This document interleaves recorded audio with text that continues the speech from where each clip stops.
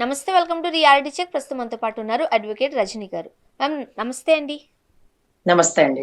ప్రస్తుతానికి 2 తెలుగు రాష్ట్రాల్లోనూ ఆంధ్రప్రదేశ్‌లో హాట్ టాపిక్ అయినప్పటికీ కూడా ప్రతి ఒక్కరూ సాయి కృష్ణ వ్యవహారం సంబంధించే మాట్లాడుకుంటున్నారు. ఇప్పుడు సాయి కృష్ణ ఏమి తనకేం తెలియని అమాయకుడని మనం అనలేం. ఒక 23 కేసులున్నాయి. రౌడీ షీటరే. కాకపోతే అతన్ని చంపిన విధానానికి సంబంధించి మొన్న మనం ఇంటర్వ్యూలో మాట్లాడుకున్నప్పుడు ఆ అబ్బాయి ఏమయ్యాడో మిస్సింగ్ అనే తరహాలో మాట్లాడుకున్నాం. క్లారిటీ లేక. బట్ ఇప్పుడు నాగరాజు గారు ఒప్పుకున్నారు. అది కస్టోడియల్ డెత్ జరిగింది అని. సో, అబ్బాయి లేడు. ఇది కరెక్టేనా రాజ్యాంగబద్ధంగా? ఏం జరుగుతోంది? నమస్తే అండి. ముఖ్యంగా 23 కేసులని మీరు కూడా టక్కుమని అనకూడదు. అంటే అక్కడ ఎన్ని కేసులున్నాయో ఆధారాలు హ్మ్. లేనప్పుడు సుమారుగా మనకు వార్తలొచ్చిన దాని ప్రకారమే. వార్తల్లో కూడా వాళ్ళిష్టం వచ్చినట్టు రాసేసుకుంటారండి. అయితే అతను అంటే ఒక 11, 15 అంటే కేసులేవో ఉండిటే ఒక 11 కేసులు అక్యూటల్ అంటే నిర్దోషిగా అయిపోయాడు. అతని మీద 13 కేసులున్నాయట. 11 కేసుల్లో నిర్దోషి. 2 కేసులే. అది కూడా వారెంట్ పెండింగ్. అంటే అరెస్టు అంటే కోర్టుకి పలుమార్లు రాకపోతే కోర్టు ముందు పోలీసు వాళ్ళని ప్రొడ్యూస్ చేయండి అని అడుగుతారు. ఎప్పుడైతే పోలీసులు పట్టుకొని తీసుకొనెళ్తున్నారో వాళ్ళని బాగా కొడుతున్నారు. అంటే ఈ గంజాయి సేవించిన పిల్లలతో తప్పులు లేపిస్తూ కూడా కొంత బిజినెస్ దందా అనేది నడుస్తుంది. వాళ్ళకి గంజాయి అవసరం. గంజాయి కొనుక్కోవడానికి డబ్బు అవసరం. ఆ డబ్బు పేరెంట్స్ ఇవ్వరు. గంజాయి తాగి దారి మళ్ళిపోతున్నారని పేరెంట్స్ కూడా కొట్టి, తిట్టి దూరం పెడుతున్నారు. ఈ టైంలో వాళ్ళు దేనికైతే బానిస అవుతున్నారో వాళ్ళ కోసమే పనులు చేస్తూ, ఆ వచ్చిన డబ్బుతో గంజాయిని కొనుక్కునే పరిస్థితికొచ్చేసినారండి. ఇలా హ్మ్. చాలా దందా నడుస్తుంది అనేది ఎవిడెంటరీగా చాలా చోట్ల ప్రూవ్ అయింది. అయితే గౌరవ డిప్యూటీ సీఎం గారు గూడా స్టేజ్ మీద మాట్లాడారు. పీకలు కోసేసినోడిని నేను సపోర్ట్ చేయాలా అని. కోసేసినోడిని మీరు సపోర్టు చేయక్కర్లా, మీరు శిక్షించను అక్కర్లా. అంటే అవంతా పోలీసులు జూస్తారు, లేకపోతే న్యాయస్థానాలు జూస్తారు. మీ పరిధి చాలా చిన్నది. మీరు మీ శాఖలను చూసుకుంటే మంచిది అని నా తరపు మెసేజ్ అండి. దీంట్లో ఎక్కడా గూడా దుర్భాషలాడలేదు. అది అంటే తప్పుని తప్పు అనడంలో తప్పు లేదు. అయితే 14 ఏళ్ల మైనర్ పిల్లని రేప్ చేసినోడిని నేను సమర్థించాలా అన్నారు. ఫోక్సో కేసులో గనక అరెస్ట్ అయితే బండి సంజయ్ గారి కుమారుడు అరెస్ట్ అయితే ఎలా ఉందో పరిస్థితి చూసినారుగా. హ్మ్.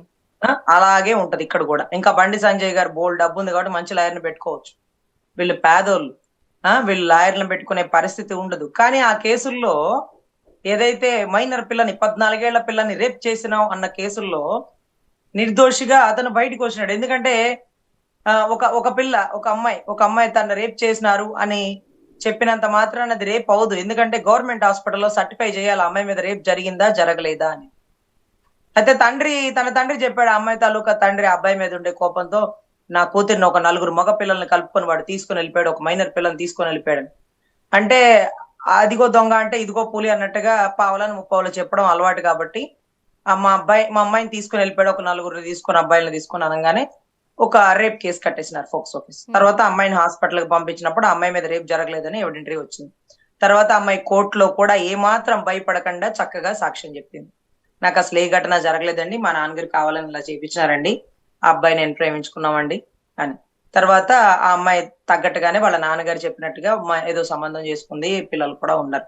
వాళ్ళ నాన్నగారు మొన్న ఈ మధ్య పారాలిసిస్‌తో చనిపోయారు. ఎక్కడ కేస్‌కి లింకులు కలిపేస్తారండి. 14 ఏళ్ల పిల్లని రేప్ చేసేసాడు. తండ్రి ఆత్మహత్య చేసుకొని చనిపోయాడు. ఇలాంటోడిని సమర్థించాలా? పీక కోసేసినోడిని అంట. పిల్లలు ఎవరైతే నవీన్ రెడ్డి అనుకుంటా అండి చనిపోయింది కదా! మర్డర్ కేసులో అవతల నవీన్ రెడ్డి అనుకుంటా. I think I don't know. ఆ నవీన్ రెడ్డి అనే వ్యక్తికి తల్లిదండ్రులు లేరు. అతను కూడా గంజాయికి బానిస. వీళ్ళిద్దరూ జైల్‌లో ఫ్రెండ్స్ అయ్యారు. జైల్లోంచి బయటకొచ్చాక జగ్గయ్యపేటలో మరి నవీన్ పుట్టినరోజో, ఇతను పుట్టినరోజో సెలబ్రేట్ చేసుకుంటూ ఉన్నారు. సెలబ్రేట్ చేసుకున్న టైంలో వీళ్ళు గంజాయి సేవించి ఉన్నారు. సో, గంజాయి తాగినోడో, లేకపోతే మందు తాగినోడో కోపంలో, ఆవేశంలో వాడేం చేస్తారో వాళ్ళకే తెలీదు. అలాంటప్పుడు జరిగినటువంటి ఘటన ఇది. బీర్ సీసాలు పగలు కొట్టేసి పొడి చేసేయడం ఇలాంటివన్నీ. సో, ప్రాణం పోతుందని బహుశా ఈ గాదె సాయి కృష్ణకి తెలిసి అరెరే! వాడు చనిపోయేలాగున్నాడని ఏ5గా ఇతనున్నాడండి కేసులో. ఎందుకని ఏ5 అయ్యాడంటే ఆ చనిపోయిన వ్యక్తి ఎవరైతే బీర్ బాటిల్స్‌తో పీకలు కోసేసిన వ్యక్తిని నేను సమర్థించాలా అన్నాడు కదా! హ్మ్. పీకలు ఎవరెవరు కోసినారో తెలీదు గానీ పాపం ఇతను మాత్రం ఆ నవీన్ రెడ్డిని హాస్పిటల్‌కి జాయిన్ చేసింది ఇతనే. మిగతా వాళ్ళందరూ తప్పించుకొని పారిపోయారు. ఇతను మాత్రమే తీసుకొనొచ్చి అతను బతకాలి అని కోరుకుంటూ హాస్పిటల్‌లో జాయిన్ చేసినాడు. అది ఎవిడెంటరీగా హాస్పిటల్ రిపోర్ట్స్‌లో ఉంటుంది కాబట్టే ఇతని ఇతని గ్రావిటీ అంటే ఇతని ఇంపార్టెన్స్ దాంట్లో కేసులో తక్కువ ఉంది. అంటే ఇతను అంత పెద్ద క్రిమినల్ గా అక్కడ ప్రొజెక్ట్ చేయలేదు. ఇంకా ఆయన చెప్తున్నారు 11 కేసులు 22 కేసులు, గంజాయి కేసులు, డ్రగ్ మాఫియా ఇవన్నీ ఉన్నప్పుడు పీడీ యాక్ట్ అంటే ఓపెన్ చేస్తారండి. అది అసలు నాన్ బెయిలబుల్ అఫెన్స్.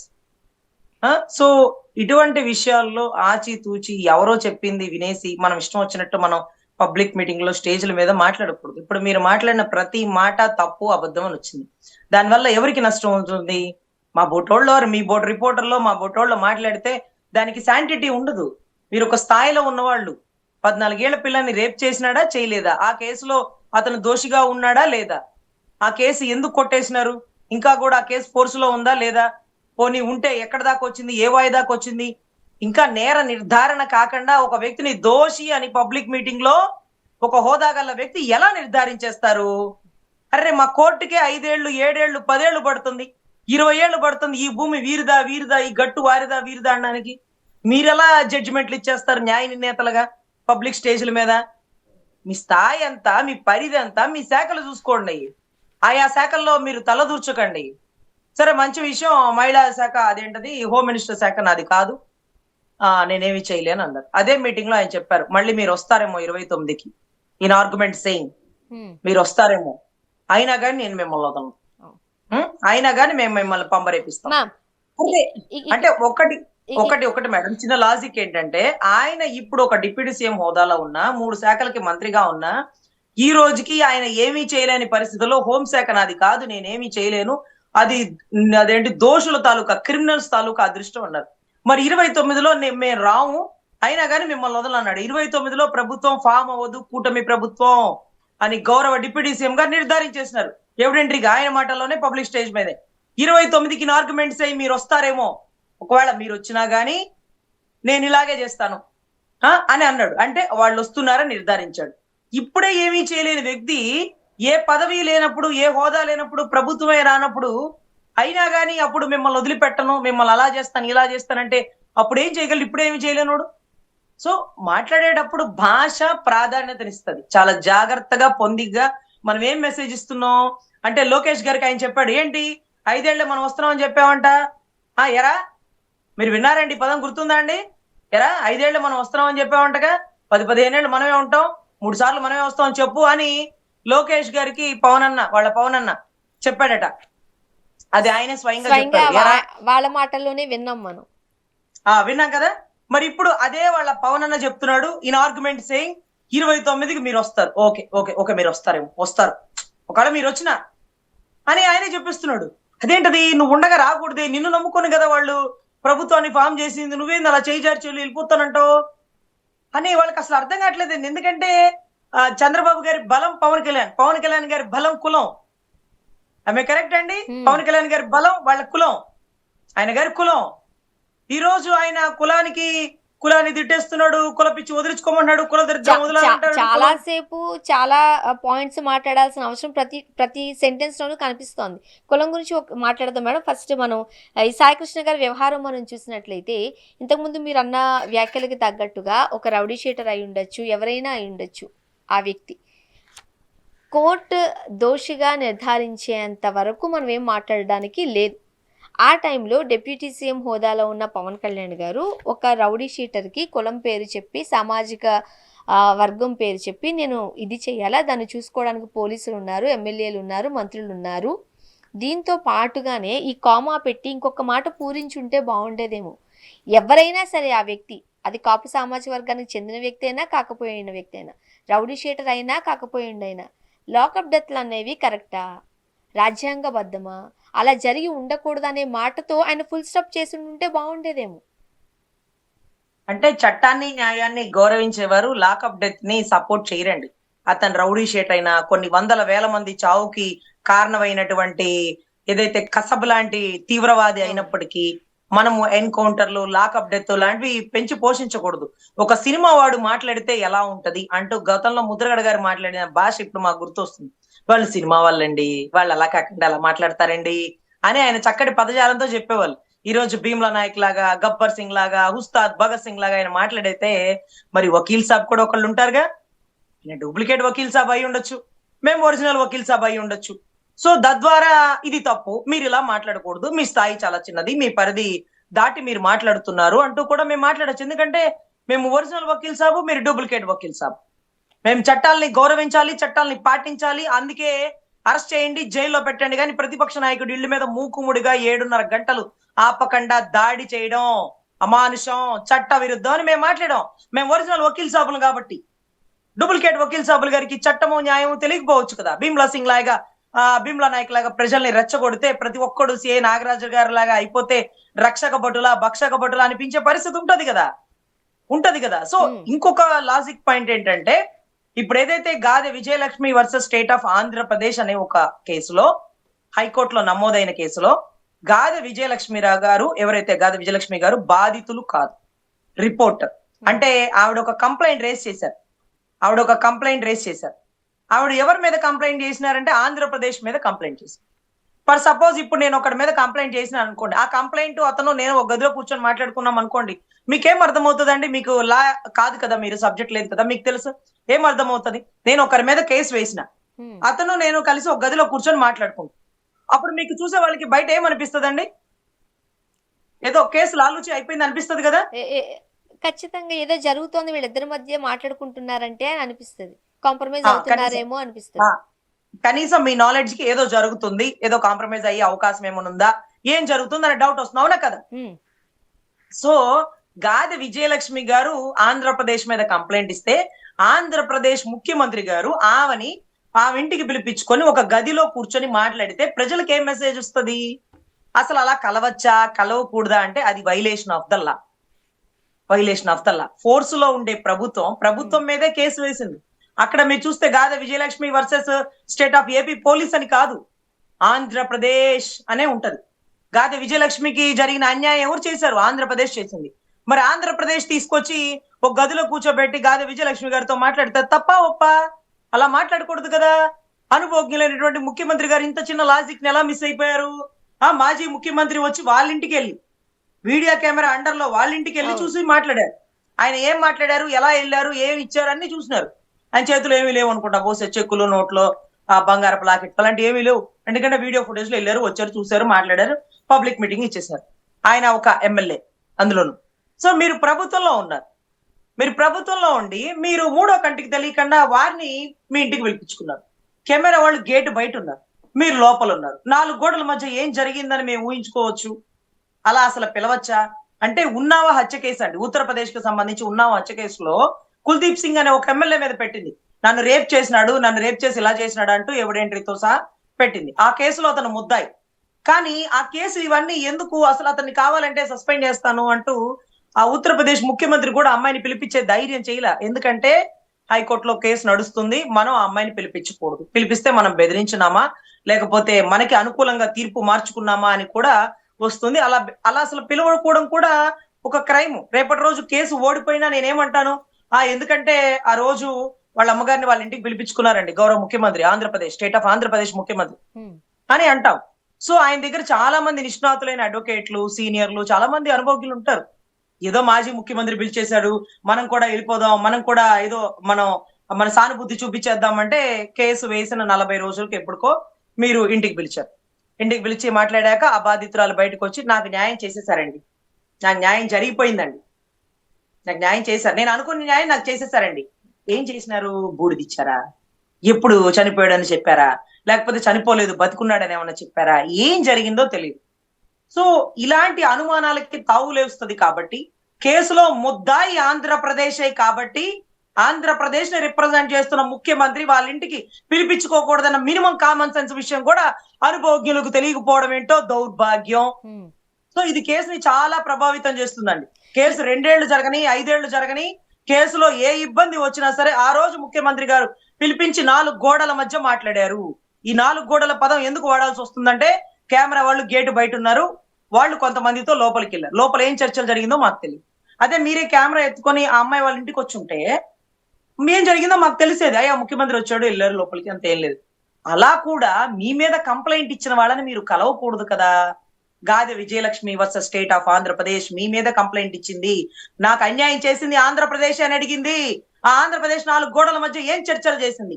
కేసు కోర్టులో నడుస్తుండగా కలవకూడదు, వాళ్ళని ఇంటికి పిలిపించుకోకూడదు అనే సలహాలు ఇవ్వలేకపోయారు అంటే మీ చుట్టుపక్కల అనుభవజ్ఞులు ఎంతో మంది ఉంటారు కదా. సార్ సో అది చాలా చాలా అంతేకాకుండా ఆలోచించాల్సిన విషయం. అంతేకాకుండా ఏదైతే ఆ తేదీలు అయితే ఉన్నాయో 7, 8 తేదీలు ఉన్నాయో ఆ తేదీలకి సంబంధించిన సీసీటీవీ ఫుటేజ్ ఏదైతే ఉందో అది కంప్లీట్గా మాయమైపోయింది. అండ్ సిఏ నాగరాజ్ ఒక్కరే ఇంతటి ఘనకార్యం చేయగలుగుతారంటారా? కొంతమంది కానిస్టేబుల్స్ పరారీలో ఉన్నారు, కొంతమందిని అరెస్ట్ చేస్తున్నామంటున్నారు. అండ్ మరోపక్క రాజకీయ నాయకుల అండదండలు లేకుండా ఇంత పెద్ద పని చేయగలుగుతారా? ఇవన్నీ అనుమానాలే.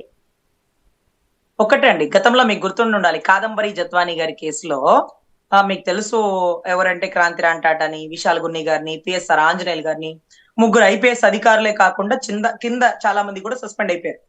ఈ రోజు కూడా వాళ్ళు తెర వెనకే ఉన్నారు. అసలు ఇంతవరకు యూనిఫామ్ లో లేదు, ఇంతవరకు ఫోర్స్ లోకి రాల. అంటే ఆవిడ మనోభావాన్ని దెబ్బతీశారు, ఆమెని బాంబే నుంచి ఇక్కడికి తీసుకొచ్చారు, ఆమెని కొట్టారా తిట్టారా అవేంటో ఆవిడ చెప్పడం కానీ అవి ఎవిడెన్స్ గా పెట్టలేదు కాబట్టి సో కొంతవరకు ఆవిడ భావోద్రేకాలకి ఆ మనోభావాలకి ఇబ్బంది కలిగింది. అదే మాదిరిగా గౌరవ రఘురామకృష్ణరాజు గారి కాళ్ళకు కూడా దెబ్బలు తగిలినాయి. దానికి కారణాలంటూ సునీల్ నాయక్ గారు, సునీల్ కుమార్ గారు, కొంతమంది అధికారులు అరెస్ట్ అయ్యారు, జైలుకి వెళ్ళారు. ఈ రోజు కూడా కోర్టుల చుట్టూ తిరుగుతున్నారు. ఈ 2 కేసుల్లో గ్రావిటీ చాలా చిన్నది అని పోల్చుకోవాలి. లాకప్ డెత్ తో పోల్చుకుంటే అవి కూడా కేసులే వాళ్ళ వరకు, కానీ దీంతో పోల్చుకుంటే అవి చాలా చిన్న కేసులు. ఏమయ్యా కాళ్ళ మీద దెబ్బలు తగిలాయి, ఆ అమ్మాయిని అక్కడి నుంచి తీసుకొచ్చారు. సో వీటి రెండిట్లో కూడా అప్పుడున్నటువంటి జగన్మోహన్ రెడ్డి గారే చెప్పి చేపించారు అన్నారు. పోలీసులు చేసిన దానికి మీరేదో కేసుల్లో ముద్దాయిగా ఉన్నదానికి జగన్ గారికి ఏంటి సంబంధం? అది వాళ్ళు చెప్పుకోలేకపోయారు. సో ఎక్కడైతే కాదంబరి జత్వానీ గారికి జిందాల్ గారితో మీటింగ్ లో ఉన్నారు, జిందాల్ గారి కోసం కాదంబరి జత్వానీ గారిని ఎత్తుకొచ్చారన్నారు. మరి ఇప్పుడు ఈ లాకప్ డెత్ లో ముఖ్యమంత్రి పాత్ర ఎంత, డిప్యూటీ సీఎం గారి పాత్ర ఎంత, నారా లోకేష్ గారి పాత్ర ఉందా, హోమ్ మినిస్టర్ గారి పాత్ర ఎంత మేరకు ఉండొచ్చు, ఇవన్నీ కూడా మనం కూడా మాట్లాడుకోవచ్చు కదండి. రఘురామకృష్ణరాజు గారిని అరెస్ట్ చేసిన కేసులు ఏంటి, ఏం కేసులు అరెస్ట్ చేశారు, ఎవరు కాళ్ళ మీద కొట్టారు? సో వీటన్నిటికంటే మించి ఆ కేసుల్లోనే అంత పెద్ద పెద్ద పెద్ద అధికారులనే క్రాంతిరామ్ టాటా ఎంత దమ్ముగా చేసినాడో విజయవాడ సిపిగా. పిఎస్ఆర్ ఆంజనేయులు అంటే ఒక బెబ్బులి, విశాల్ గున్ని అంటే యువతకి రోల్ మోడల్. ఇలాంటి వాళ్ళనే ఏకదం ఒక పెన్ పవర్ తో ఎత్తి బయటపడేసినారు. ఒక కోర్టు కూడా ఇన్వాల్వ్ లేకుండా, కోర్టు వీళ్ళని సస్పెండ్ చేయమని కూడా అల్లా, గౌరవ ముఖ్యమంత్రి వర్యులే అత్యుత్సాహంతో మొత్తం మీద యాక్షన్ తీసుకున్నారు. కానీ ఈ కేసులో ఈ తల్లి 30 రోజుల వరకు కోర్టు చుట్టూ తిరగడం ఏంటి? ఈలోపు మీరు ఏం యాక్షన్ ఎందుకు తీసుకోలేదు? ఏకంగా లాకప్ డెత్ అయిపోయాడు కదా, ఒక మ్యాన్ మిస్సింగ్ కదా, మిస్సింగ్ తర్వాత డెత్ కదా, డెత్ కూడా పోలీస్ అండర్ కంట్రోల్లో కదా. అంటే ఆ కేసులో ఎలా చేశారు, ఈ కేసులో ఎలా చేస్తున్నారు? ఈ కేసులో ఎవరిని కప్పెడుతున్నారు? అందులోనూ గత మాజీ ముఖ్యమంత్రి రాగానే ఒక సిఏ నాగరాజుకి ఎలాగా సిపికి సంబంధం ఉంది, డిఎస్పీకి సంబంధం ఉంది, డీజీపీకి, డిఐజీకి అందరి పేర్లు చెప్పేసినారు. వాస్తవానికి హైకోర్టులో రిట్ ఆఫ్ మ్యాండమస్ కానీ హెబియస్ కార్పస్ పిటిషన్ కానీ ఎప్పుడు మేము వేసినా ఒక కానిస్టేబుల్ ఒక ఎస్ఐ తప్పు చేసినా ఆ పైనుండే సిఐని, డిఎస్పీని, ఏసీపీని, ఆ పైనుండే డిఐజీని, ఆ పైనుండే డీజీపీని కూడా పార్టీగా పెడతాం. సో ఇక్కడ కూడా అంతమంది ఇబ్బంది పడాల్సినటువంటి కేసులో మూడో కంటికి తెలియకుండా సే నాగరాజు గారిని ఒక్కళ్ళనే కస్టడీలోకి తీసుకోవడం. అందులో ఎక్కడ కూడా చెప్పబోతున్నారంటారు? కోర్టుకి నిజంగా చాలా ఆశ్చర్యం అనిపిస్తుందండి. నా పరిధిలో ఉన్న కేసు నేను కదా నిర్ణయం తీసుకోవాలి, మీరేంటి పావల నిర్ణయాలన్నీ మీరే తీసేసుకుంటారు? అంత మాత్రానికి మీరు నిర్ణయాలు తీసుకునేయగలిగే పోటుగాళ్లు గనక మీరు అయి ఉంటే ఆ తల్లి మిమ్మల్ని దాటి న్యాయస్థానాలను ఎందుకు ఆశ్రయించేది? మీరే న్యాయం చేస్తే న్యాయస్థానాలు మెట్లు ఎక్కరుగా. మీరు న్యాయం చేయలేదు కాబట్టే ఆ తల్లి నా దగ్గరకు వచ్చింది. దాని తర్వాత ఏం చేయాలో నేను చెయ్యాలా, మీరు ఎవరు చేయడానికి? బంతి నా కోర్టులో ఉంది, నేను ఆడాలా? కాసేపేంటి మీరు ఆ కాలుతో ఈ కాలు, ఈ కాలుతో ఆ కాలు ఆడుకుంటా కూర్చున్నారు? ఒక్కసారి న్యాయస్థానం బంతి గనక ఆడడం బిగిన్ చేస్తే ఏకదం కొడితే గోల్లో పడినట్టేనండి.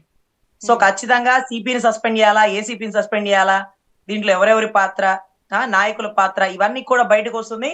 10 నెలల సీసీ ఫుటేజ్ పోయినా పర్లేదు. ప్రభుత్వం ఫామ్ అయిన దగ్గర నుంచి కృష్ణలంక సీసీ ఫుటేజ్ ఇచ్చినా చాలు. గూగుల్ టేక్అవుట్ లొకేషన్ లో గౌరవ సిఐ గారు ఎక్కడెక్కడికి వెళ్ళారు, ఎంతమందిని కలిసినారు, ఆయన దగ్గరలో ఉండే ఫోన్ రికార్డ్స్, ఫోన్ కాల్ నెంబర్లు, ఇవన్నీ ఏంటో కూడా తీసుకున్నా చాలండి. సో సీసీ ఫుటేజ్ తో కేసు చేయడం అనేది పిచ్చి పని. స్టేషన్ లో సీసీ కెమెరా లేకపోతే కేసు గెలవరా, కేసులో ఆధారాలు ఉండవా, కేసు పోయిద్దా అంటే పిచ్చి మాటలండి. అవి మీలాంటి వాళ్ళకి కొంతమందికి అర్థం అవుతుంది కానీ అందరికీ తెలియదు. ఎందుకంటే ఇప్పుడు ఒక ఏరియాలో మర్డర్ జరిగింది, ఒక ఇంట్లో మర్డర్ జరిగిందండి, ఆ ఇంట్లో సీసీ కెమెరా లేదు. ఆ మర్డర్ చేసిన వాళ్ళు ఎవరో పట్టుకుంటున్నారు పోలీసు వాళ్ళు. సీసీ కెమెరా అండర్లోనే పట్టుకుంటారా? అవును. ఏమంటే సీసీ కెమెరా అండర్లో ఎవరు వచ్చారు, ఎవరు లోపలికి వెళ్ళి చూసి పట్టుకుంటారా? మారుమూల ప్రదేశాల్లో హత్యలు జరుగుతాయి. దానికి ఏంటి? ఆ సీన్ రీకన్స్ట్రక్షన్ అంటారు. ఆ సీన్ ఎలా జరిగింది, దానికి గల కారణాలు ఏంటి, కుటుంబ సభ్యులేంటి, ఇవన్నీ రీకన్స్ట్రక్షన్ చేసుకుంటారండి సీన్ ఆఫ్ అఫెన్స్ దగ్గర. సో సర్కమ్స్టాన్షియల్ ఎవిడెన్స్ రా, ఎవిడెంటరీ డాక్యుమెంట్ రా, what ever it may be అండి, ఒక్క సీసీ కెమెరా లేదు కదా అని కేసు పోవడం ఏమీ జరగదండి. ఆ స్టేషన్ లో పనిచేస్తున్న కానిస్టేబుల్, ఎస్ఐలు, గూగుల్ టేక్అవుట్ లొకేషన్స్, వాళ్ళు ఎవరెవరిని కలిశారు, ఎవరెవరి చేతులు మారినాయి, ఈ బాడీ ఎక్కడికి వెళ్ళింది, మార్కాపురం నుంచి తెచ్చిన టాస్క్ ఫోర్స్ వాళ్ళు ఎవరు, జీప్ డ్రైవర్ ఎవరు, వెనకాల ఎవరు కూర్చున్నారు, కూర్చొని బెడీలు ఎవరు వేసినారు, మార్కాపురం నుంచి ఏ టోల్ గేట్లు దాటారు, ఇవన్నీ కూడా ఎవిడెంటరీగా వస్తుంది. ఆ డ్రైవర్ని అడగచ్చుగా, ఎవరికి అప్పచెప్పాడు, ఏ రోజున అప్పచెప్పాడు, ఏ టైంకి దించాడు. స్టేషన్ లో కేసు డైరీ ఉంటదండి. ఏ రోజు ఎవరు డ్యూటీలో ఉన్నారో చెప్తారు. ఆ రోజు డ్యూటీలో ఉన్న అధికారులు ఉంటారు. ఏ రోజు జీప్ తీసుకెళ్లి ఎవరు ఎక్కడ వాడుతున్నారో తెలుసారు. ఒక ఒక శవాన్ని ఏదైతే బస్ స్టాండ్ దగ్గర పడి ఉన్న శవం గుర్తు తెలియని శవంగా కాల్చారు, స్వర్గపురి సంబంధించినటువంటి శ్మశాన వాటిక. ఇవన్నీ మాట్లాడుతున్నారు కదండి జడా శ్రావణ్ కుమార్ గారు. ఏ ఆధారాలతో మాట్లాడుతున్నారండి? మీరు ప్రభుత్వం మీద బురద జల్లుతున్నారంటూ అతను అరెస్ట్ చేయొద్దా అండి?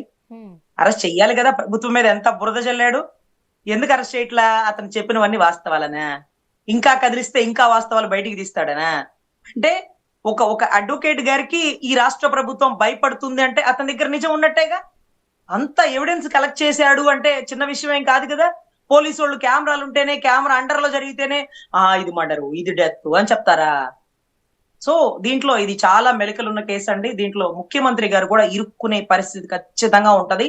ఎందుకంటే ఈ టైంలో వాళ్ళ మీద, అంటే ప్రభుత్వం మీద, ఏపీ ఆంధ్రప్రదేశ్ మీద ఎవరైతే కంప్లైంట్ పెట్టారో ఆ కంప్లైంట్ దారిని వారి ఇంట్లో కూర్చోబెట్టి చర్చలు చేయడం, వాళ్ళని సానుభూతి అనుకుంటారా, లేకపోతే వాళ్ళని ఓదారుస్తున్నారు అనుకుంటారా, వాట్ ఎవర్ ఇట్ మేబీ, అలా కూడా మీరు ఎప్పుడు చెయ్యకూడదు. ఎందుకంటే వాళ్ళు మీ మీద కంప్లైంట్ ఇచ్చారు. మీ పరిపాలన మీద, మీ ప్రభుత్వం మీద, మీ పోలీస్ శాఖల మీద కంప్లైంట్ ఇచ్చిన వాళ్ళని మీరు కూర్చోబెట్టి ఏం చేస్తున్నారు అనేది చాలా సందిగ్ధమైన ప్రశ్న.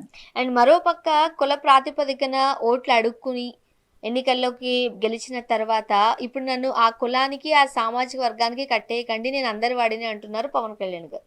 అది గ్రహించిన కాపు సంఘానికి సంబంధించిన నేతలు కాపు సమరం మోగించడం మనం చూస్తున్నాం. ఇది ఎక్కడి వరకు వెళ్ళే పరిణామాలు ఉన్నాయంటారు? సార్ నాకు అసలు అర్థం కాని విషయం మేడం, అక్కడ కాపు మీటింగ్లు పెట్టుకుంటుంది వైసీపీ వాళ్ళందరూ, వైసీపీలో ఉండే కమ్యూనిటీ ఎమ్మెల్యేలు, ఎంపీలు అందరూ మీటింగ్ పెట్టుకుంటారు. ఈయన కులం ఈయన వెనకాల ఉండి పెద్దన్న పాత్ర పోషించి వెనుకబాటుతనంలోంచి ఒకడు బయటకు వచ్చాడని అతని దగ్గరుండి గెలిపించుకున్నారు. అసలు ఆయన తీసుకున్న 21 సీట్లకి దాంట్లో 11 తీసేయండి, 11 ఎన్నో తీసేయండి, ఒక 10 సీట్లు 9 సీట్లు ఆయనకి సంబంధించిన వాళ్ళవి, అంటే ఆయనకి పనిచేసిన వాళ్ళు మిగతా మొత్తం వాళ్ళు టీడీపీ నుంచి వచ్చిన వాళ్ళే. ఇంతోసి 10 సీట్ల కోసం వారాహి యాత్రలు, మీటింగులు, లేకపోతే భోజనాలు, టెంట్లు, చెప్పులు చూపించడాలు, శబదాలు చేపించడాలు, ఆనా కొడకలారా, ఈనా కొడకలారా, నువ్వెంత, నీ స్థాయి ఎంత, రే జగన్ అంటూ వేలెత్తి చూపడాలు, ఇవన్నీ మనం చేసినామే 10 సీట్ల కోసం. కానీ ఒక కాంగ్రెస్ ప్రభుత్వానికి ధీటుగా ఒక అతను బయటకు వచ్చి ఢిల్లీలో సోనియా గాంధీ గారిని ఎదిరించి 16 నెలలు జైల్లో ఉండి బయటకు వచ్చాక 16 నెలలు జనాల్లో పాదయాత్రలు చేసుకుంటూ 67 సీట్లు అనుకుంటా కదండి గత ప్రభుత్వంలో అతనికి గెలిచి వచ్చింది. దాంట్లోంచి మళ్ళీ 23 అనుకుంటా అతని దగ్గర పనిచేసే ఎమ్మెల్యేని మళ్ళీ తమరు కొనుక్కున్నది 23. అవి లేకపోయినా ఇవి లేకపోయినా ఏం పోయినా నేనే అంటూ 151 సీట్లతో భారీ మెజారిటీతో ఉండి ఈ రోజు ముగ్గురు కలిసి వచ్చిన 40% ఓటింగ్ ని అదే నిలుపుకుంటున్న వ్యక్తి ముందు మనం శబదాలు చేయడం అవసరమా? కోతి ముందు కుప్పి గంతులు వేస్తున్నట్టుగా వారికి అనిపించదా? వాళ్ళు ఆట బిగిన్ చేస్తే వేటలాగే ఉంటది. మనం ఆట బిగిన్ చేస్తే అది సినిమా ఆటలాగా ఉంటది. వాళ్ళు అసలు సిసలైన వేట ఆడగల కడపోళ్ళు. వాళ్ళతో శబదాలు మనకు అవసరమా?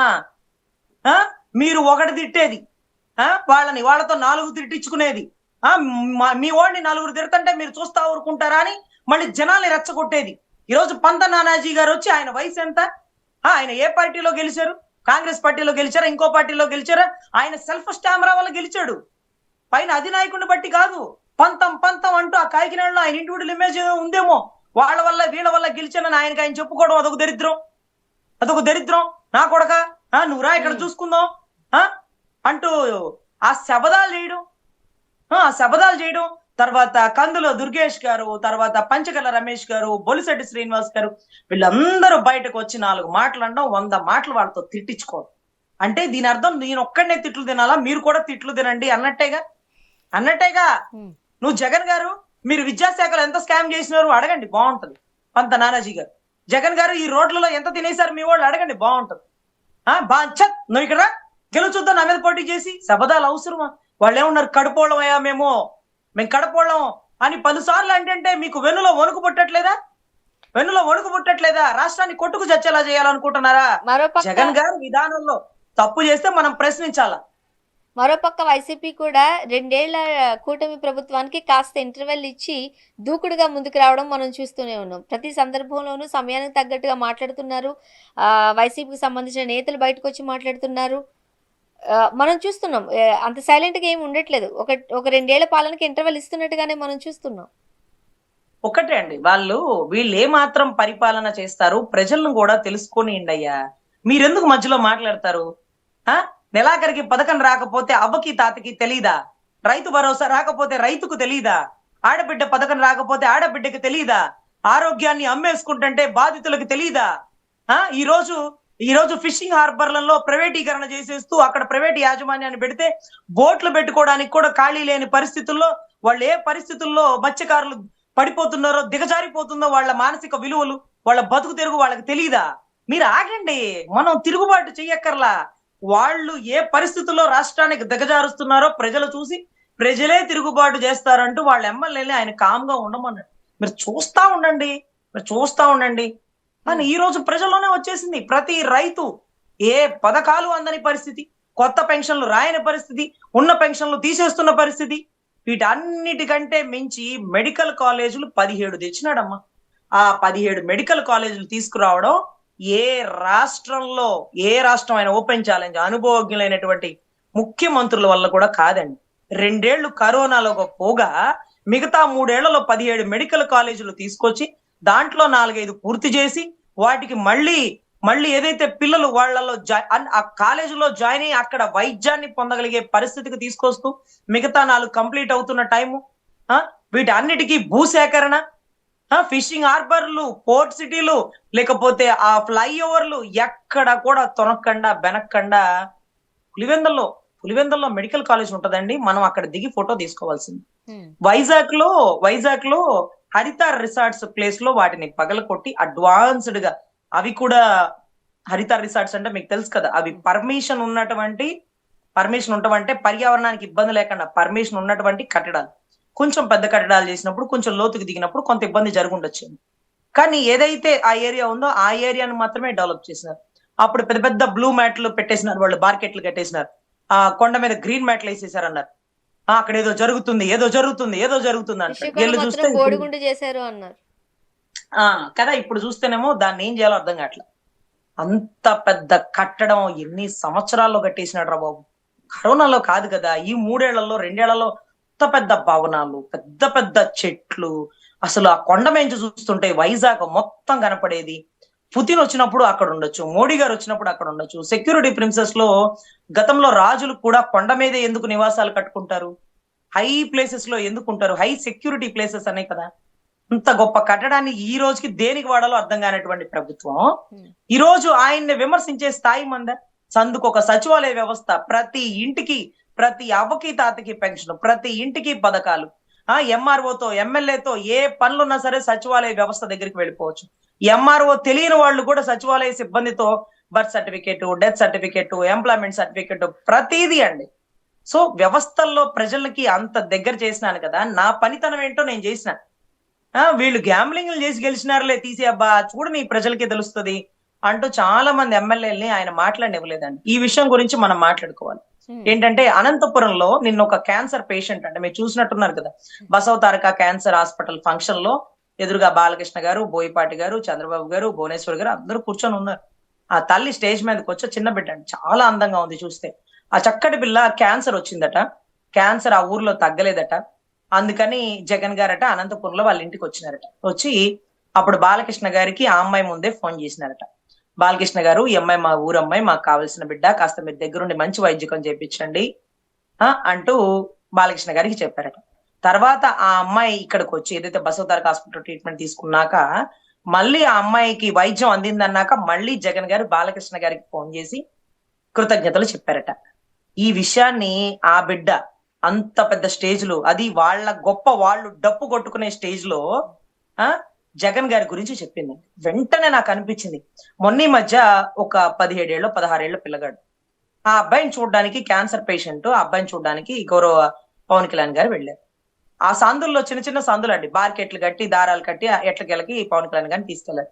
ఆ ఏరియాలో వాళ్ళు ఏమన్నా మున్సిపాలిటీ ఎన్నికల ప్రచారాలా ఏంటి, రాజకీయ నాయకులు వస్తున్నారు, ఏం జరుగుతుంది అంటే, ఆ సందు చివరి క్యాన్సర్ బెడ్ ఉన్నారు కదా చూడడానికి వస్తున్నారు పవన్ కళ్యాణ్ గారు, ఆ మంచి మనిషి మంచి హృదయం అన్నారు. ఆ ఇంటికి వెళ్ళారు. ఆ బిడ్డ కుక్క అడిగాడు, కారు అడిగాడు, ఇదవన్నీ కూడా వీడియోలో చూపించారు. నేనేమంటున్నానంటే, మీకు సహాయం చేయగల గొప్ప గుణం ఉంది, కానీ కుడి చేతికి చేసిన సహాయం ఎడమ చేతికి తెలియకూడదు. అది సహాయం చేసే వాళ్ళ గుణాన్ని తగ్గిస్తుంది. మీ తోటి నాయకులు ఎంతో మంది సహాయాలు చేశారు, కానీ అది మీకు కూడా తెలియదు. సహాయం పొందిన వారికి మాత్రమే తెలుసు. కానీ మీరు చేసిన సహాయం పక్క దేశాల వాళ్ళకు కూడా తెలుస్తుంది. ఎందుకని? ప్రచారం, పబ్లిసిటీ, కెమెరా జూమ్ చేసి మీ కన్నీరు జారే నీట కన్నీరు కూడా అరబొట్టు కాల్చాలా, ఒక బొట్టు కాల్చాలా అని మహానటి సావిత్రి చెప్పినట్టుగా జూమ్ చేసి దగ్గర చూపిస్తారు. అంటే నేనేం చెప్తున్నానంటే, మీరు చేసిన సహాయం మీకు, మీ కుటుంబానికి, మీ బిడ్డకి ఖచ్చితంగా అందుతుంది. దాన్ని భగవంతుడు చూస్తాడు. కానీ రాష్ట్ర ప్రజలు చూడాలి అనేలాగా సహాయం చేయకూడదేమో, నాకు తెలియదులేండి, చేయకూడదేమోనని ఆ క్యాన్సర్ బిడ్డ స్టేజ్ మీద జగన్ గారు బాలకృష్ణ గారితో మాట్లాడడం ఏంటి? బాలకృష్ణ గారికి ఆయనకి పడదు కదా, వాళ్ళ పార్టీ వీళ్ళ పార్టీ కదా, అయితేనేమి ఒక బిడ్డ కోసం చేయరా ఏంటి? ఎక్కడ తగ్గాలో అంటే, ఎక్కడ నెగ్గాలో కాదు ఎక్కడ తగ్గాలో కూడా తెలుసని ఆ బాలకృష్ణ గారు కాస్త చూడండి అని చెప్పారు. మళ్ళీ పని చేశాక థ్యాంక్స్ అండి, కృతజ్ఞతలు అండి కూడా చెప్పాడు. ఇంత గొప్ప ఔన్నత్యం ఆ బిడ్డ చెప్పే వరకు 2-3 ఏళ్ళు కూడా తెలియదు. అదే జగన్ గారు కెమెరా పెట్టి అనంతపురంలో ఆ బిడ్డ ఇంటికి వెళ్ళారు అని పబ్లిసిటీ చేసుకుంటే, అది అనంతపురం ఎమ్మెల్యే కూడా ప్రచారానికి మంచి పబ్లిసిటీ కదా. కష్టం వస్తే మీ ఇంటికే వచ్చి, మీ వాడలో వచ్చి, మీ బిడ్డను చూసి, మీ బిడ్డకి క్యాన్సర్ పేషెంట్ కి ఓదార్పునిచ్చిన జగన్ అన్న అని చెప్పుకోవచ్చుగా. ఆ ఎమ్మెల్యే కూడా చెప్పాడు, ఆ ఆడబిడ్డను ఎక్కడా ప్రచారం చేయక, నేను సహాయం చేశాను ఊరంతా డప్పు కొట్టుకోమాక, నువ్వు చేసిన పనులు ఏమన్నా చెప్పుకో, ఎలక్షన్ లో ప్రచారం చేసుకో, నేను చేసిన పనులు మూడో కంటికి తెలియకూడదు, సహాయం అంటే అలాగే ఉండాలి, దాతలు దాతలాగే ఉండాలి అంటూ చాలా గొప్పగా చెప్పారండి. ఆ బిడ్డ మాటలు వింటే అప్పుడు అనిపించిందండి, ఇక సహాయం చేసి మనం ఎప్పుడు ప్రచారం చేసుకోకూడదు. అది ఏ చిన్న విషయంలోనైనా అవతల వాళ్ళని తగ్గించినట్టు మనం గనక ప్రచారం చేస్తే, ఇప్పుడు ఆ బిడ్డకి క్యాన్సర్ అని మనం వీడియోలు పెట్టి చూపించినాం అనుకోండి, ఇప్పుడు ఆ బిడ్డ క్యాన్సర్ తగ్గిపోయింది, రేపు పెళ్లి చేసుకునేటప్పుడు ఆ భర్తకి, ఆ అత్తమామలకి చెప్తుంది. కానీ ఈ బిడ్డ పవన్ కళ్యాణ్ గారితో కనుక ఒక ఫోటో దిగితే, ఈ అమ్మాయి క్యాన్సర్ ఉందని తగ్గిపోయిన ఊరంతా పెళ్లి, అవునవును ఈ పిల్లకి క్యాన్సర్ వచ్చింది, పవన్ కళ్యాణ్ గారు వెళ్ళి అప్పుడు చూసారు, తగ్గిందో ఏమో మనకేం తెలుసు అంటారు. మనలో అనారోగ్యాన్ని 10 మందికి చెప్పుకోకూడదు అని ఎవరికి వాళ్ళు భావిస్తారు. కానీ మీరు కెమెరాలు జూమ్ చేసి పెట్టడం వల్ల వాళ్ళకు ఉండేటటువంటి డిసీజ్ ఏదైతే ఉందో అది ఊరు మొత్తం ప్రచారం అయిపోతుంది. మీరు సహాయాలు చేయండి, అది గొప్ప గుణం, మంచి గుణం, కానీ ఎవరికి చెప్పకండి, మూడో కంటికి తెలియనికండి. మీడియాలు, మైకులు, కెమెరాలు పెట్టి దయచేసి ప్రచారం చేసుకోకండి. సహాయం అంటే అలా ఉండాలి, దాతలంటే అలా ఉండాలి, మూడో కంటికి తెలియకుండా సహాయం చేసిన వారే చెప్పుకోగలగాలి. అది సందర్భానుసారమే. మీరు సహాయం చేస్తారు కదా అని వాళ్ళు చెప్పుకోకూడదు. ఆ పిల్ల తగ్గాక ఆ స్టేజ్ మీద చెప్పింది, అవకాశం వచ్చింది కాబట్టి నా నాయకుడు, నా దేవుడు జగనన్న ఆ రోజు మిమ్మల్ని అడిగారు, మీరు సహాయం చేసినారు అంటూ చెప్పింది. చూస్తే చాలా గొప్పగా అనిపించిందండి. ఇకపైన ఎవరు సహాయం చేసినా ఇలాగే చేస్తే బాగుండని నాకు అనిపించింది. అండ్ మరో పక్క ఆంధ్రప్రదేశ్ కి రాజధాని లేదు అంటూ పక్క మొరపెట్టుకుంటున్న టైంలో నిర్మాణాలు ఇంకా కంప్లీట్ కావట్లేదు. అసలు ఈ టర్మ్ కన్నా రాజధానికి అనేది ఒక స్ట్రక్చర్ వస్తుందా, ఇన్ని సందేహాల నేపథ్యంలో అక్కడ కూడా అవినీతే జరుగుతోంది. ఏదైతే టెండర్స్ ఇస్తున్నారో అవి సిండికేట్లు అయిపోతున్నాయి, సిండికేట్లకు అప్పచెప్తున్నారు, ప్రతి దగ్గర కూడా కాంట్రాక్టర్లు కావాల్సినంత బొక్కేస్తున్నారు అనేది కూడా ఆరోపణలే. ఎలా అయితే ఎప్పటికి కంప్లీట్ అవుతాయి? ఏమండి, అమరావతి రాజధానికి 1,50,000 కోట్లు ప్రాజెక్టులు వచ్చినాయండి. ఈ 1,50,000 కోట్ల ప్రాజెక్టులను ఎవరికి ఇచ్చినారు? మెగా యాజమాన్యానికి ఇచ్చినారు, ఆర్వీఆర్కి ఏదో ఇచ్చినారు, ఇంకొకరికి ఏదో ఇచ్చినారు. వీళ్ళందరూ కూడా ఒక ప్రత్యేకమైనటువంటి సామాజిక వర్గం వారు అయి ఉన్నారు, లేకపోతే చంద్రబాబు గారి తాలూకా మనుషులు. అసలు ఒక కాంట్రాక్ట్ లో, ఒక టెండర్ లో ఓపెన్ గా అడుగుతున్నా ఆ 1,50,000 కోట్ల టెండర్లు కానీ, లేకపోతే ప్రాజెక్టులు కానీ, లేకపోతే దానికి సంబంధించిన పనులు కానీ, 1,50,000 కోట్ల పనులు ఏ సామాజిక వర్గానికి ఎంతెంత మేరకు అందింది? అంటే కమ్మలకి ఎంత అందింది, కాపులకి ఎంత అందింది, రెడ్లకి ఎంత అందింది, బీసీలకి ఎంత అందింది, ఎస్సీలకి ఎంత అందింది, ఎస్టీలకి ఎంత అందింది, ఎంతెంత వారికి ఎంతెంత అందింది. అంటే అందరూ ఎదగాలి కదా, అందరూ బాగుపడాలి కదా. ఒకడే తినాలి, ఒకడే తేపాలి అంటే మిగతా వాడి డొక్కలు ఎండిపోవాలా? తేపులు వచ్చినా మీరే తింటుండ్రి, అవతలోడు డొక్కలు ఎండిపోతుండ్రి, వాడినేమో జెండాలు మొయ్యమంటారు, పల్లకీలు మొయ్యమంటారు, వాడు డొక్కలెండి మొయ్యలేక మోచేతి నీళ్లు కింద పడిపోతున్నాడు. మీరేమో తేపుతున్నారు, తేపులు వచ్చేస్తున్నాయి తిని, ఆయితీ కాకుండా తేపులు వచ్చేస్తున్నాయి. ఇంకా కూడా ఆ కాంట్రాక్ట్, ఇంకా కూడా ఈ కాంట్రాక్ట్, కోట్ల కాంట్రాక్ట్. 4,500 పార్లమెంట్ భవనాన్ని కన్స్ట్రక్షన్ కి అయితే ఎస్ఎఫ్టీకి మన ఏరియాలో ఇసుక అక్కడే దొరికిద్ది. ఇసుక కృష్ణానది ఒడ్డు నుంచి తోడుకుంటూ రావడం, నీళ్లు తేలికపాటివి, కృష్ణానది మంచి నీళ్లు. సిమెంట్ అక్కడే, కొండ అక్కడే, పేరేచర్ల కొండ. మనకే 10,000 అయిపోతుందట, 15,000 అయిపోతుందట. ఎంత తినేద్దామని, ఎంత దారి మళ్ళిచ్చేద్దామని, ఎంత దేశాలు దాటిచ్చేద్దామని. సామాజిక వర్గ స్పందన అంటే, సామాజిక న్యాయం అంటే అన్ని కులాలకి సామాజిక న్యాయం సమానంగా చేయాలి. సమన్యాయం సామాజిక న్యాయాన్ని పొందుపరుస్తుంది. సమన్యాయం ఏది, సామాజిక న్యాయం ఏది? 1,50,000 కోట్ల పనులు ఏ కులానికి ఎంతెంత కేటాయించారు? మెగా వాళ్ళు ఎవరు? ఆర్వీఆర్ కంపెనీలు వాళ్ళు ఎవరు? మిగతా వచ్చే కంపెనీలు ఎవరికి? ముగ్గురికేనండి, ముగ్గురికే 1,50,000 కోట్ల టెండర్లు, 1,50,000 కోట్ల పనులు. మరి మిగతా వాళ్ళు ఏమైపోవాలా? చిన్న వాళ్ళు ఎలా వాళ్ళు ఆదుకోబడతారు? వాళ్ళకి అవకాశాలు ఎవరిస్తారు? సో ఇదంతా చాలా, అందుకేనండి జగన్ గారు ఒక వర్గం ఎదిగిపోతుంది, మిగతా వాళ్ళంతా అక్కడక్కడే ఇంకా దారిద్ర్య రేఖకు దిగువైపోయే పరిస్థితికి వచ్చేస్తున్నారు అంటూ ఆయన అంత గట్టిగా ప్రశ్నించింది. గతంలో పవన్ కళ్యాణ్ గారు కూడా ప్రశ్నించినారులేండి, వాట్ ఎవర్ ఇట్ మేబీ. ఇప్పుడేదో అనాలని అనడం కాదు, కానీ అప్పట్లో పాపం అనేవాళ్ళు 1,500 ఎకరాలు చాలు, ఇది ఒక కమ్యూనిటీ ఏరియా అయిపోతుంది, ఒక సామాజిక వర్గం గేటెడ్ కమ్యూనిటీ లాగా అయిపోతుంది, అమరావతికి అంతంత భూములు ఎందుకు, ఏ రైతుల్ని మోసం చేయాలంటూ కూడా అడిగారు. ఇప్పుడు కొన్ని పరిస్థితుల ప్రభావం వల్ల ఆయన అడగలేని పరిస్థితికి వచ్చారు కాబట్టి చూద్దాం ఏం జరగబోతుంది. థ్యాంక్ యూ సో మచ్ అండి, మీ అభిప్రాయాలు పంచుకున్నారు. Thank you so much ma'am. ఇది వాళ్ళ రియాలిటీ చెక్. Stay tune.